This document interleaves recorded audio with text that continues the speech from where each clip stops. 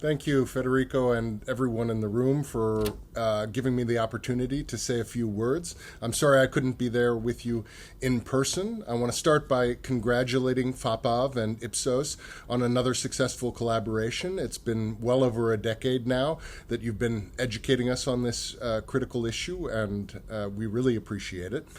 I can't begin to tell you how important it is to have concrete facts and figures when we go in front of policymakers asking them to step up the fight against piracy. The MPA has always been an advocate of fact-based policy rather than looking to fix problems that don't exist. And the facts are here. As our CEO at the MPA, Charlie Rivkin, says, piracy continues to be an existential threat to the whole creative industry. Piracy is, in fact, a multi-billion-dollar enterprise. It's financed by organized crime. It is organized crime. The people behind many of these operations are real-life mobsters.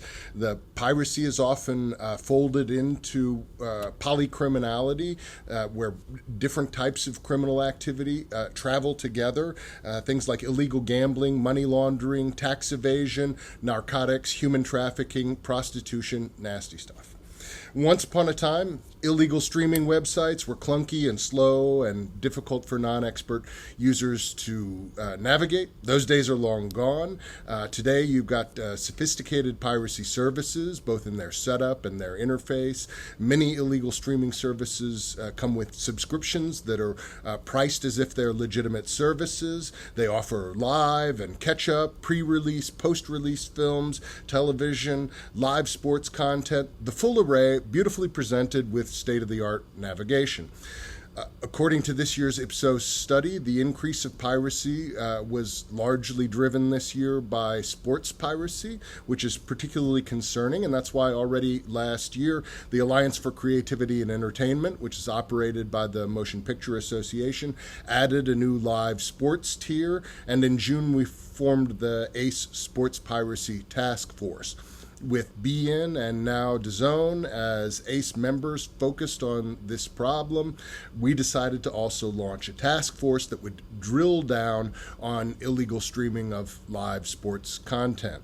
The task force is going to further enhance and coordinate ACE's existing efforts to target sports piracy operations and, working with law enforcement and with other partners, pursue the interventions that are going to shut down those live sports streaming services.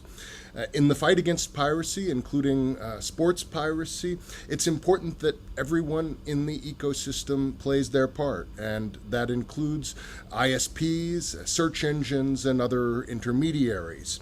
Everyone has a responsibility to work together to address this shared issue. Cleaning up the ecosystem should never be the responsibility of the victims alone.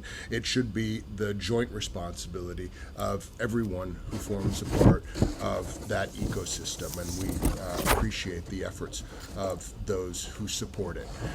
I know that FAPAV is very active in this space, and the MPA continues to be a proud partner of FAPAV and their important work in fighting piracy, but also in consumer education in the Italian market.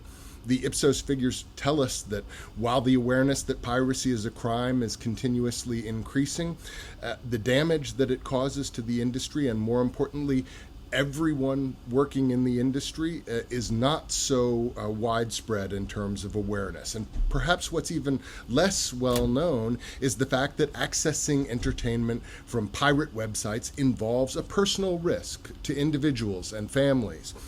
Don't expect websites whose owners ignore existing rules to have measures in place to make the consumer experience safe and secure. These sites are fertile ground for identity theft, viruses, malware, spyware. Actually, recent data from the Digital Citizens Alliance in the US highlights that 72% of those who use a credit card to sign up for a piracy service reported credit card fraud. No surprise that if you hand over your credit card data to a criminal to pay for something that they stole, they're going to steal from you again. So that shedding light on that phenomenon, I think, is just one of the many things that FAPAV and Ipsos are helping us to do through this report. I want to say thank you again for bringing the facts to light again and again. Thank you to the FAPAV team for your continued efforts in the realm of consumer education. And I want to wish you all an excellent event, and thank you for your attention. Ciao.